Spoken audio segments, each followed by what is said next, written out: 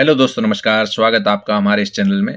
जैसा कि आप सभी को पता है कि हमारे इस चैनल पर patwari, BDO, Rajasthan police, NHM vacancy जैसे कि फिजियोथेरेपिस्ट और नर्सिंग स्टाफ, फार्मासिस्ट या फिर डीएमएलटी लेबोरेटरी सबके लिए कंप्यूटर की क्लासें चल रही हैं। क्योंकि आपके एग्जाम में सब में कंप्यूटर पूछा जाएगा, किसी में 15 क्वेश्चन, किसी में 20 क्वेश्चन। जैसे पटवार और एनएचएम वाली वैकेंसी के अंदर 15-15 क्वेश्चन पूछे जाएंगे। तो आपकी वैकेंसी में जो 15-15 क्वेश्चन आने वाले हैं वो आपके सिलेक्शन में बहुत अच्छी महत्वपूर्ण भूमिका निभाएंगे। तो इससे पहले हम 2 वीडियो डाल चुके हैं एमसीक्यू की। अगर आपने वो नहीं देखी है तो एमसीक्यू वाली वीडियो जरूर देखें। एक और टॉपिक चल रहा था हमारा कंप्यूटर की मूलभूत अवधारणाएं, कंप्यूटर फंडामेंटल्स। हमने इसकी पिछली वीडियो में 50 क्वेश्चन कवर कर लिए होंगे। आई होप आपने वो वीडियो देखी होगी। कंप्यूटर की मूलभूत अवधारणाएं, जिसको इंग्लिश में कंप्यूटर फंडामेंटल्स बोलते हैं। इसके अंदर 3 टॉपिक हमको पढ़ने हैं, वो भी एमसीक्यू फॉर्मेट में। इनपुट, आउटपुट, सीपीयू और मेमोरी। तो हमने इनपुट, आउटपुट, सीपीयू के काफी क्वेश्चन कर लिए थे। आज की वीडियो में भी ये मिक्सचर रहेंगे और मेमोरी से ज्यादा क्वेश्चन रहेंगे। तो 52 के करीब आपकी आज की वीडियो में क्वेश्चन रहेंगे। तो वो आपको अच्छे से देखने हैं, वीडियो को कहीं से स्किप नहीं करना है, क्योंकि आपका इसमें फायदा होने वाला है। अगर आप स्किप करोगे और कहीं कहीं से वीडियो देखोगे तो आपको क्वेश्चन भी समझ में नहीं आएंगे और आपका ही इसमें नुकसान होगा। क्योंकि आप अगर हमारे चैनल पर विश्वास करते हैं, जिसका नाम है कि आप सभी को पता है, कोई कोच भाई पंकज, इस पर सारी हमारी वीडियो आती हैं। अगर आप इस पर विश्वास करते हो तो आपको पूरी वीडियो देखनी होगी। आप फिर मत कहना आप एग्जाम देके निकलोगे कि सर आपकी वीडियो से या फिर आपके कंटेंट से कुछ नहीं आएगा। मैं ये गारंटी देता हूँ। 15 क्वेश्चन है तो 15 की मैं गारंटी नहीं लूंगा, लेकिन इतना है कि 10 से 12 क्वेश्चन आपको आपकी एग्जाम में मिल जाएंगे। हो सकता है 15 भी मिल जाए, लेकिन मैं गारंटी नहीं दे सकता। लेकिन इतना मैं कह सकता हूँ, ये प्रॉमिस करूंगा कि 10 प्लस आपके क्वेश्चन आपकी एग्जाम में मिलेंगे। तो वीडियो पूरी देखा करें, क्योंकि आपका इसमें फायदा होने वाला है बहुत ज्यादा। ठीक है, मेरा काम है वीडियो डालना और देखना आपका काम है। और कोई भी क्वारी जो कुछ भी पूछना हो तो टेलीग्राम पर आ जाए। इससे पहले हमने 50 क्वेश्चन कंप्लीट कर लिए, तो 51 से हम आगे आज की वीडियो में कवर करेंगे। तो चलिए वीडियो स्टार्ट करते हैं, सीधे क्वेश्चन पे चले जाते हैं। हम कहाँ तक कवर किए थे? हमने 50 तक कर लिए, तो आप 51 पे हम आ गए हैं आज। ठीक है, आज की वीडियो में 51। तो क्वेश्चन कह रहा है कि कर्सर की मौजूदा स्थिति के बाईं ओर के एक कैरेक्टर को डिलीट करने के लिए किस बटन का प्रयोग किया जाता है? बहुत ही अच्छा क्वेश्चन, जो कि मैंने बार बार जोर देकर करवाया था। बैक स्पेस होता है वो कर्सर की मौजूदा स्थिति के बाईं ओर के कैरेक्टर को डिलीट करने के लिए इस बटन का उपयोग किया जाता है। किसका? बैक स्पेस का। 52, निम्नलिखित में से किस डिवाइस को विजुअल डिस्प्ले यूनिट बीडीयू के रूप में भी जाना जाता है? ये क्वेश्चन पहले भी आ गया है, मतलब पिछली वीडियो में आ गया था इन्हीं क्वेश्चनों के अंदर। तो मॉनिटर को, किसको? मॉनिटर को विजुअल डिस्प्ले यूनिट के रूप में भी जाना जाता है। ठीक है, 52 का करेक्ट आंसर क्या हो जाएगा? ए। और कीबोर्ड पर स्थित किन कुंजियों में नंबर जल्दी टाइप किए जा सकते हैं? 53 क्वेश्चन कह रहा है कि कीबोर्ड पर स्थित किन कुंजियों में नंबर जल्दी टाइप किए जा सकते हैं? तो करेक्ट आंसर क्या होगा इसका? करेक्ट आंसर हो जाएगा न्यूमेरिक कीपैड इसका राइट आंसर हो जाएगा। अब क्वेश्चन नंबर 54 क्या कह रहा है कि निम्नलिखित में से कौन सा एक आउटपुट डिवाइस नहीं है? कौन सी है वो एक आउटपुट डिवाइस नहीं है? तो करेक्ट आंसर इसका हो जाएगा, देखो, मॉनिटर भी है, डॉट मैट्रिक्स प्रिंटर भी है, प्लॉटर भी है, लेकिन बारकोड रीडर है वो एक आउटपुट डिवाइस नहीं है, इनपुट डिवाइस है। 55 क्वेश्चन कह रहा है कि क्वेश्चन पढ़ने में ज़्यादा लंबा लग रहा होगा, लेकिन इतना ही आसान है कि नीति एक इनपुट डिवाइस का उपयोग करना चाहती है जो उपयोगकर्ता की उंगली की चाल और नीचे की ओर पड़ने वाले दबाव को भार कर काम करती है। उसे निम्नलिखित में से किसका उपयोग करना चाहिए? क्या कह रहा है क्वेश्चन की नीति है, कोई लड़की है, एक इनपुट डिवाइस का उपयोग करना चाहती है जो उपयोगकर्ता की उंगली की चाल और नीचे की ओर पड़ने वाले दबाव को भाप कर काम करती है। उसे निम्नलिखित में से किसका उपयोग करना चाहिए? तो यहाँ पर ऑप्शन क्या दे रखे हैं हमारे? ऑप्शन देख लेते हैं, स्कैनर, टच पैड, कीबोर्ड और लाइन पेन। ठीक है, तो करेक्ट आंसर क्या हो जाएगा इसका? 55 का यहाँ पर करेक्ट आंसर हो जाएगा टच पैड का उपयोग उसको करना चाहिए। अब क्वेश्चन नंबर है कि रिशु है वो की, यानी के दबाकर, एक की है वो दबाकर कंप्यूटर में डेटा इनपुट करना चाहता है, रिशु है वो, उसे किस इनपुट डिवाइस का उपयोग करना चाहिए? बहुत ही इजी क्वेश्चन है। तो करेक्ट आंसर क्या हो जाएगा इसका? कीबोर्ड का उपयोग करना चाहिए। कीबोर्ड के बिना तो वो की कैसे दबाएगा कहीं भी। आप क्वेश्चन नंबर 57 क्वेश्चन क्या कह रहा है कि निम्न में से कौन सा एक आउटपुट डिवाइस है?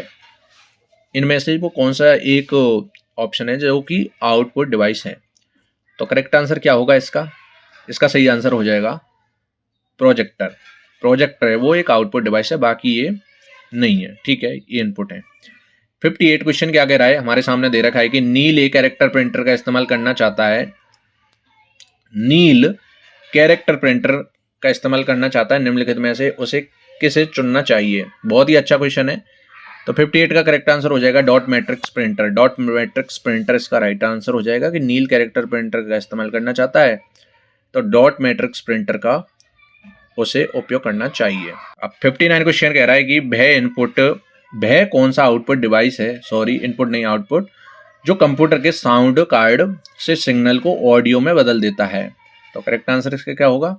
स्पीकर है वो एक आउटपुट डिवाइस है जो कंप्यूटर के साउंड कार्ड से सिग्नल को ऑडियो में बदल देता है। आप सभी को ये पता ही है, ये स्पीकर है वो आउटपुट डिवाइस है। निम्नलिखित में से कौन सा एक इनपुट डिवाइस है? देखो आउटपुट इनपुट के क्वेश्चन चल रहे हैं, आपको अगर आपने थ्योरी नहीं पढ़ी तो यहाँ से आपका पूरा चैप्टर कवर हो जाएगा। इनमें से कौन सा एक इनपुट डिवाइस है? तो करेक्ट आंसर इसका क्या होगा? जो कीबोर्ड है वो एक इनपुट डिवाइस है, बाकी प्रिंटर, स्पीकर, प्लॉटर ये आउटपुट डिवाइस है। क्वेश्चन नंबर 61 क्या कह रहा है कि प्रिंटर की स्पीड अक्षर चिन्ह कैरेक्टर प्रति सेकंड किस में मापी जाती है? तो करेक्ट आंसर इसका क्या हो जाएगा? डॉट मैट्रिक्स में प्रिंटर की स्पीड प्रति सेकंड मापी जाती है, कैरेक्टर प्रति सेकंड। ठीक है, डॉट मैट्रिक्स इसका राइट आंसर हो जाएगा। और 62 का करेक्ट आंसर क्या होगा कि कौन से बैकअप डिवाइस सिस्टम इमेज बनाने और बैकअप पूरा करने का सुविधाजनक तरीका प्रदान करता है, लेकिन इसके लिए एक लंबी पुनर्स्थापन जिसको रेस्टोरेशन प्रक्रिया की आवश्यकता हो सकती है। तो 62 का करेक्ट आंसर क्या हो जाएगा? टेप ड्राइव इसका राइट आंसर हो जाएगा। 63 क्वेश्चन कह रहा है कि निम्नलिखित में से कौन सा कंप्यूटर में इनपुट डिवाइस का उदाहरण है? तो कौन सा है इनपुट डिवाइस का उदाहरण? टच स्क्रीन का राइट आंसर हो जाएगा। निम्नलिखित में से कौन सा कंप्यूटर में इनपुट डिवाइस का उदाहरण है? तो टच स्क्रीन का राइट आंसर हो जाएगा। ठीक है, 63 का सी इज द राइट आंसर। 64 निम्नलिखित में से कौन सा आउटपुट डिवाइस का एक उदाहरण है? तो करेक्ट आंसर क्या हो जाएगा इसका? प्रिंटर। कौन सा आउटपुट डिवाइस का एक उदाहरण है? तो प्रिंटर इसका आउटपुट का एक उदाहरण है। माउस है, स्कैनर है, माइक्रोफोन है, ये इनपुट डिवाइस का उदाहरण है, लेकिन ये आउटपुट का उदाहरण प्रिंटर है। ठीक है, ये याद रख लेना।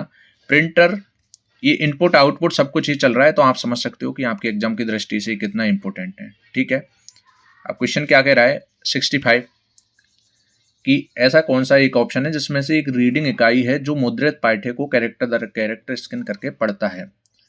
तो 65 का करेक्ट आंसर क्या हो जाएगा? Optical character reader. ये क्वेश्चन आ चुका है इससे पिछली वाली वीडियो में, आपने अगर देखा हो ढंग से। अब नेक्स्ट क्वेश्चन की बात कर लेते हैं। निम्नलिखित में से कौन सा लेजर प्रिंटर के बारे में गलत है? जो लेजर प्रिंटर है उसके बारे में गलत कौन सा है? तो करेक्ट आंसर क्या हो जाएगा? यह एक बार में कई कॉपी मुद्रित कर सकते हैं तथा इनकी गति तेज होती है, ये इसका राइट आंसर होगा। और बाकी ये वैसे सही है लेकिन ये गलत हो जाएंगे क्योंकि यहाँ पर गलत पूछा है, तो गलत सी हो जाएगा। ठीक है, ऐसी सूचना जो कंप्यूटर सिस्टम में किसी बाहरी सोर्स से आती है वह कहलाती है। तो 67 का करेक्ट आंसर हम सभी को बताना है, आप सभी भी कमेंट में बता सकते हो। तो करेक्ट आंसर हो जाएगा इनपुट। ऐसी सूचना जो कंप्यूटर सिस्टम में किसी बाहरी सोर्स से आती है वह क्या कहलाती है? इनपुट कहलाती है। 68 के कंप्यूटर प्रणाली में निम्न में से क्या इनपुट डिवाइस का उदाहरण नहीं है? ऐसा कौन सा है जिसमें इनपुट डिवाइस का उदाहरण नहीं है कंप्यूटर प्रणाली में? तो 68 का आपको आंसर बताना है। जो प्रिंटर है वो एक आउटपुट है, ना कि इनपुट। यहाँ पर पूछा है नहीं है इनपुट डिवाइस, तो प्रिंटर है वो एक आउटपुट डिवाइस है, बाकी कीबोर्ड है, स्कैनर है, माउस है, वो एक इनपुट डिवाइस है। आप सभी को ये पता ही होगा, लेकिन प्रिंटर है वो आउटपुट डिवाइस है। अब क्वेश्चन नंबर 69 कह रहा है कि कंप्यूटर मेमोरी की क्षमता को मापते हैं, किस में मापते हैं कंप्यूटर की मेमोरी क्षमता को? तो इसका करेक्ट आंसर क्या हो जाएगा? करेक्ट आंसर हो जाएगा इसका बाइट्स में। किस में? बाइट्स में इसको मापते हैं।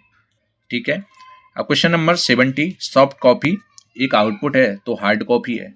सॉफ्ट कॉपी एक आउटपुट है तो हार्ड कॉपी है, तो हार्ड कॉपी क्या है? Printed output. प्रिंटेड आउटपुट इसका राइट आंसर हो जाएगा कि सॉफ्ट कॉपी एक आउटपुट है तो हार्ड कॉपी प्रिंटेड आउटपुट है। ठीक है, क्वेश्चन नंबर 71 निम्नलिखित में से कौन सी सबसे तेज सेमीकंडक्टर मेमोरी जिसे जिससे CPU की गति बढ़ाई जा सकती है। तो करेक्ट आंसर क्या होगा, जो कैश मेमोरी है उससे CPU की गति भी बढ़ाई जा सकती है और ये सबसे तेज सेमीकंडक्टर मेमोरी होती है। इसको आप रट लेना अच्छे से। 72 क्वेश्चन कि निम्न में से कौन कंप्यूटर की सेंट्रल प्रोसेसिंग यूनिट का एक हिस्सा है। तो कौन है, तो करेक्ट आंसर इसका हो जाएगा रजिस्टर मेमोरी कंप्यूटर की सेंट्रल प्रोसेसिंग यूनिट का एक हिस्सा है। इसको भी रट लेना आप, ये भी आपके लिए इंपॉर्टेंट क्वेश्चन है। 73 क्वेश्चन कह रहा है कि क्या कह रहा है 73 क्वेश्चन कि निम्न निम्न डिस्क में कौन सी फिक्स डिस्क है। 73 क्वेश्चन कह रहा है कि निम्न डिस्क में से कौन सी फिक्स डिस्क है। तो इसका करेक्ट आंसर हो जाएगा जो हार्ड डिस्क है वो एक फिक्स डिस्क है। क्वेश्चन नंबर 74 कि किसमें CPU में उपयोग किया जाने वाला एक हाई स्पीड डिवाइस है जो प्रोसेसिंग के दौरान डेटा को अस्थायी रूप से स्टोर करने के लिए उपयोग किया जाता है। तो करेक्ट आंसर क्या हो जाएगा, रजिस्टर CPU में उपयोग किया जाने वाला एक हाई स्पीड डिवाइस है जो प्रोसेसिंग के दौरान डेटा को अस्थायी रूप से स्टोर करने के लिए उपयोग किया जाता है। और क्वेश्चन नंबर यहाँ पर आ जाता है 75 क्वेश्चन क्या कह रहा है कि कंप्यूटर के आवश्यक प्रसंस्करण भागों को धारण करने वाला प्रमुख सर्किट बोर्ड है। तो कौन सा है, मदरबोर्ड कंप्यूटर के आवश्यक प्रसंस्करण भागों को धारण करने वाला प्रमुख सर्किट बोर्ड है। ठीक है। 76 कि कोर प्रोसीजर का क्या कार्य है। जो कोर प्रोसीजर है उसका क्या कार्य होता है, वर्क ऑफ कोर प्रोसीजर। ठीक है। तो करेक्ट आंसर हो जाएगा CPU को दिए गए निर्देशों को संचालन में कोर प्रोसीजर का वर्क होता है। अब क्वेश्चन नंबर 77 सिंगल कोर के कार्य करने की क्षमता होती है। क्या कह रहा है क्वेश्चन की सिंगल कोर के कार्य करने की क्षमता होती है। तो इसका राइट आंसर होगा एक ही समय में एक ही काम। जो सिंगल कोर होता है, नाम से क्लियर है कि सिंगल कोर का मतलब एक ही समय में एक ही काम, यानी सिंगल। 78 क्वेश्चन क्या कह रहा है कि सेंट्रल प्रोसेसिंग यूनिट का सबसे पुराना प्रकार है। तो कौन सा है, तो इसका राइट आंसर होगा सिंगल कोर होता है वो सेंट्रल प्रोसेसिंग CPU का सबसे पुराना प्रकार है। कौन सा, सिंगल कोर। बहुत ही अच्छा क्वेश्चन। 79 क्वेश्चन कह रहा है कि डेटा एज ऑर्गेनाइजेशन में डेटा का सही आरोही क्रम कौन सा है। सही आरोही क्रम पूछा है आप सभी को, ये मैंने रटवाया था, ये मेमोरी से क्वेश्चन आ रहा है, मैंने आप सभी को रटवाया था, आप सभी को याद होगा। तो राइट आंसर हो जाएगा bit byte field record file इसका राइट आंसर हो जाएगा। यही क्रम होगा, वो भी आरोही। ठीक है, यानी बढ़ते हुए क्रम में। ठीक है। अब क्वेश्चन 80 की बात कर लेते हैं। निम्न में से कौन सा प्रोसीजर का प्रकार है। कौन सा प्रोसीजर का प्रकार है, ये सभी है। माइक्रो प्रोसीजर भी है, माइक्रो कंट्रोलर भी है और एम्बेडेड प्रोसीजर भी है। उपरोक्त सभी इसका डी ऑप्शन राइट हो जाएगा। अब 81 क्वेश्चन कह रहा है कि वह निर्देश जिसको तत्काल निष्पादित नहीं किया जाना है उसे किस में रखा जाता है। तो 81 का करेक्ट आंसर हो जाएगा इंस्ट्रक्शन बफर रजिस्टर IBR। वह निर्देश जिसको तत्काल निष्पादित नहीं किया जाना है उसे IBR में रखा जाता है। IBR की फुल फॉर्म होती है इंस्ट्रक्शन बफर रजिस्टर। 82 क्वेश्चन कह रहा है कि किसमें उपयोगिता की सूची प्रदर्शित करता है, जो कंप्यूटर सिस्टम को कॉन्फ़िगर करता है और सॉफ्टवेयर एंड हार्डवेयर स्थापित करता है। तो राइट आंसर इज नियंत्रण कक्ष होता है। नियंत्रण कक्ष उपयोगिता की सूची प्रदर्शित करता है। अब क्वेश्चन नंबर 83 कि कंप्यूटर के अंतर्गत एक बाइट में कितने बिट्स होते हैं। इस पे मैंने बहुत ज्यादा जोर दिया था जब मैं चैप्टर पढ़ा रहा था। तो एक बाइट के अंदर 8 बिट्स होते हैं। कितने, एक बाइट के अंदर 8 बिट्स होते हैं। अब क्वेश्चन नंबर 84 बहुत ही अच्छा क्वेश्चन कह रहा है कि 1 गीगाबाइट कितने मेगाबाइट के बराबर होती है। 1 गीगाबाइट होती है वो कितने मेगाबाइट के बराबर है। ठीक है। तो इसका करेक्ट आंसर क्या हो जाएगा 1024 का राइट आंसर हो जाएगा। 1024 मेगाबाइट किसके बराबर होती है, 1 गीगाबाइट के। 85 क्वेश्चन कह रहा है कि कंप्यूटर के सेंट्रल प्रोसेसिंग यूनिट CPU के संदर्भ में निम्नलिखित में से अलग को चुनिए। तो राइट आंसर इसका क्या होगा, आउटपुट यूनिट। बाकी ALU कंट्रोल यूनिट दोनों और ALU कंट्रोल यूनिट ये सभी CPU की पार्ट ही है और आउटपुट यूनिट है ये थोड़ा अलग हो जाता है CPU से। ठीक है। 87 का करेक्ट आंसर क्या होगा? 87 का सेंट्रल प्रोसेसिंग यूनिट सीपीयू और रैंडम एक्सेस मेमोरी रैम, जिसको हम बोलते हैं मॉड्यूल जैसे महत्वपूर्ण सिस्टम घटक सीधे किससे जुड़े होते हैं? तो हमको करेक्ट आंसर बताना है। इसका राइट आंसर हो जाएगा मदरबोर्ड से। ये किससे जुड़े होते हैं? सेंट्रल प्रोसेसिंग यूनिट सीपीयू और रैम, ये किससे जुड़े होते हैं? मदरबोर्ड से जुड़े होते हैं। आप सभी को ये पता होना चाहिए। और 87 क्वेश्चन कह रहा है कि निम्नलिखित में से कौन सा सेंट्रल प्रोसेसिंग यूनिट सीपीयू के बारे में गलत है? गलत पूछा है यहाँ पर। तो हमको ये 4 ऑप्शन दे रखे हैं, इनमें से गलत बताना है। तो करेक्ट आंसर क्या हो जाएगा इसका? इसका करेक्ट आंसर होगा, आप सभी को बता दूं मैं, अर्थमेटिक लॉजिक यूनिट। इनपुट लेने, इसे संकेत में बदलने और आगे के संचालन के लिए इसे संग्रहित करने के लिए जिम्मेदार है। ये गलत है, और बाकी ये 3 पॉइंट है ना, ये सही है। ओके, क्वेश्चन नंबर 88 की बात कर लेते हैं। किसी कंप्यूटर की परमानेंट मेमोरी क्या कहलाती है? कोई भी कंप्यूटर, बहुत ही अच्छा इंपॉर्टेंट क्वेश्चन है, स्टार लगा सकते हो इस पर, कि किसी कंप्यूटर की परमानेंट मेमोरी क्या कहलाती है? तो इसका करेक्ट आंसर हो जाएगा रोम होती है वो परमानेंट है, आप सभी को पता है। जो रैम होती है वो टेम्परेरी है। और 89 क्वेश्चन की है, किसी भी मस्तिष्क सिस्टम का ब्रेन कहलाता है? किसी भी कंप्यूटर सिस्टम का ब्रेन यानी मस्तिष्क कौन सा, जो 4 ऑप्शन है इनमें से कहलाता है? तो राइट आंसर हो जाएगा सीपीयू होता है वो कंप्यूटर का मस्तिष्क कहलाता है, जिसको हम ब्रेन बोलते हैं। 90 क्वेश्चन कह रहा है कि कंप्यूटर की कार्य प्रणाली को कितने घटकों में बांटा जाता है? तो राइट आंसर इसका क्या होगा? 4। कंप्यूटर की कार्य प्रणाली है उसको 4 घटकों में बांटा जाता है। ठीक है। अब 91 क्वेश्चन क्या कह रहा है कि कंप्यूटर में रैम, जिसको रैंडम एक्सेस मेमोरी का प्राथमिक उद्देश्य क्या है? रैम को क्या बोलेंगे? Random access memory. इसका प्राथमिक उद्देश्य क्या होता है? क्वेश्चन ये कह रहा है। जिसका ऑप्शन ऊपर भी दे रखे हैं, तो ये इसका राइट आंसर क्या हो जाएगा? उस डेटा के लिए अस्थायी भंडारण प्रदान करना जिसे सीपीयू वर्तमान में संशोधित कर रहा है। ठीक है, इसका राइट आंसर हो जाएगा 92 कंप्यूटर में मेमोरी पदानुक्रम यानी मेमोरी हायरार्की में कैश मेमोरी का कार्य क्या होता है? तो 92 का करेक्ट आंसर क्या होगा? 92 का करेक्ट आंसर होगा सीपीयू द्वारा तीव्र एक्सेस के लिए बार बार उपयोग किए जाने वाला। सीपीयू द्वारा तीव्र एक्सेस के लिए बार बार उपयोग किए जाने वाला। 93 क्वेश्चन कह रहा है कि प्रोग्राम निर्देशों को संचालित करने के लिए किसका उपयोग किया जाता है, जिसे कंप्यूटर में कभी भी बदला नहीं जा सकता? तो इसका राइट आंसर हो जाएगा, right answer is the C is the correct answer, ROM. Program निर्देशों को संचालित करने के लिए रोम का उपयोग किया जाता है, जिसे कंप्यूटर में कभी भी बदला नहीं जा सकता। ईपीआरओएम, देखो मैं थ्योरी करा रहा था तो मैंने बोला कि क्वेश्चन आएगा और बहुत ही इंपॉर्टेंट है। ईपीआरओएम का पूरा नाम, फुल फॉर्म ऑफ द ईपीआरओएम। ठीक है, तो आप बताओ, आपने अगर पढ़ा है अच्छे से, तो इसका राइट आंसर हो जाएगा इरेजेबल। मैं ऊपर कर देता हूँ, थोड़ा आपको दिखना चाहिए। Erasable programmable read only memory. इसका D option is the right answer. ठीक है।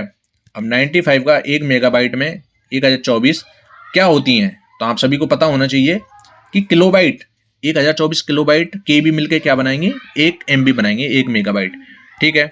अब निम्नलिखित में से कौन सी एक मैग्नेटिक डिस्क है? 96 का आंसर आप सभी को बताना है, तो इसका करेक्ट आंसर हो जाएगा विंचेस्टर है वो मैग्नेटिक डिस्क का एक उदाहरण है। ठीक है।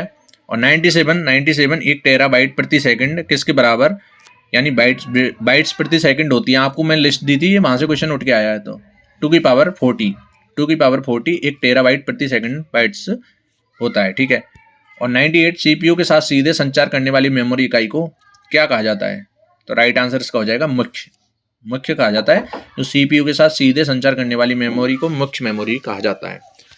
अब क्वेश्चन हमारे लास्ट चल रहे हैं यहाँ पर। अब 98 के बाद 99 क्वेश्चन आ गया। तो क्वेश्चन क्या कह रहा है? क्वेश्चन कह रहा है कि निम्नलिखित में से कौन सा कथन द्वितीयक मेमोरी के बारे में गलत है? यहाँ पर गलत पूछा है, तो इसका राइट आंसर क्या हो जाएगा? यह एक अस्थिर मेमोरी है, सॉरी, जबकि जो सेकेंडरी मेमोरी है वो परमानेंट है, ना कि टेम्परेरी। ठीक है। और बाकी वो 3 ऑप्शन थे वो सही हो जाएंगे। और 100 का क्वेश्चन, जो 100 क्वेश्चन है, उसका राइट आंसर क्या होगा कि किसको इलेक्ट्रॉनिक डिस्क के रूप में भी जाना जाता है? तो जो SSD है, इसको इलेक्ट्रॉनिक डिस्क के रूप में भी जाना जाता है। अब 101 क्वेश्चन की हम बात कर लेते हैं। निम्नलिखित में से कौन सा कथन गलत है? तो कौन सा कथन गलत है? कैश मेमोरी डेटा को स्थायी उपयोग के लिए संग्रह करती है। जो कैश मेमोरी होती है वो डेटा को स्थायी संग्रह स्थायी उपयोग के लिए संग्रह करती है, जैसा जो कि गलत है। कैश मेमोरी होती है वो स्थायी तो कभी करेगी नहीं, वो टेम्परेरी करती है, ठीक है। अब इस वीडियो का लास्ट एंड फाइनल क्वेश्चन 102, हमने 52 क्वेश्चन जो 52 क्वेश्चन है बहुत जल्दी निपटा लिए, 20 से 22 मिनट के अंदर हमने जल्दी से जल्दी कवर कर लिए। तो ये 102 क्वेश्चन है, वो क्या कह रहा है कि किस मेमोरी का उपयोग कभी कभी सीपीयू को तीव्र गति से वर्तमान प्रोग्राम और डेटा उपलब्ध कराकर प्रसंस्करण की गति को बढ़ाने के लिए किया जाता है। तो इसका राइट आंसर हो जाएगा जो कैश है, कैश मेमोरी का उपयोग कभी कभी सीपीयू को तीव्र गति, जो कि मैंने 2-3 क्वेश्चन इससे रिलेटेड इसी वीडियो में करा दी और एक पिछली वीडियो में करा दिया था। तो ये थे दोस्तों आज की वीडियो में 102 क्वेश्चन जो कि आपके सामने हैं। आज की वीडियो में तो सिर्फ 52 क्वेश्चन थे, लेकिन दोनों वीडियो को मिला के 102 क्वेश्चन मैंने कंप्लीट करा दिए हैं, और वो भी रैम रोम और आउटपुट इनपुट और मेमोरी से रिलेटेड, ठीक है। ये बहुत ही अच्छे, हर एग्जाम जहाँ पर कंप्यूटर पूछा जाता है वहाँ पर ये क्वेश्चन पूछे जाते हैं 101%, ठीक है। ये इनकी आंसर की है, आप पहुँच करके देख सकते हो, स्क्रीनशॉट ले सकते हो, ठीक है। और आप दोबारा वीडियो देखें या जैसे भी देखें आपको, जिससे कि फायदा रहे। तो दोस्तों इस वीडियो में हमने कंप्लीट कर लिया सेकंड चैप्टर के अंदर इनपुट आउटपुट और सीपीयू और मेमोरी। अब अगली वीडियो में हम ऑपरेटिंग सिस्टम और बेसिक ऑफ विंडोज इसकी बात करेंगे। इसके भी क्वेश्चन काफ़ी रहेंगे और इससे भी क्वेश्चन पूछे जाते हैं, जो इंपॉर्टेंट होंगे मैं बता दूंगा आप सभी को। जो इंपॉर्टेंट क्वेश्चन आपके सामने रखूंगा वो उनको आप रट लेना। बाकी क्वेश्चन आप लेवल देख के समझ गए होंगे कि क्वेश्चन किस तरीके के लेकर आ रहा हूँ मैं। बाकी अपने दोस्तों के साथ इस वीडियो को शेयर कर सकते हो जो इन चीज़ों की तैयारी कर रहे हैं, आपके साथ साथ उनका भी फायदा हो जाएगा। और चैनल पर ऐसे ही बने रहें, और वीडियो आप लाइक नहीं करते हो, वीडियो को जरूर से जरूर लाइक करें, क्योंकि यही हमारा एक मोटिवेशन होता है। आगे वीडियो डालने की हिम्मत एक लाइक से मिलती है, ठीक है। और चैनल पर नए हो तो सब्सक्राइब करके बेल आइकन भी प्रेस कर देना, ताकि आपको हर वीडियो के नोटिफिकेशन मिलते रहें। तो आज की वीडियो में इतना ही, मिलते हैं किसी नेक्स्ट वीडियो में, तब तक के लिए जय हिंद, वंदे मातरम।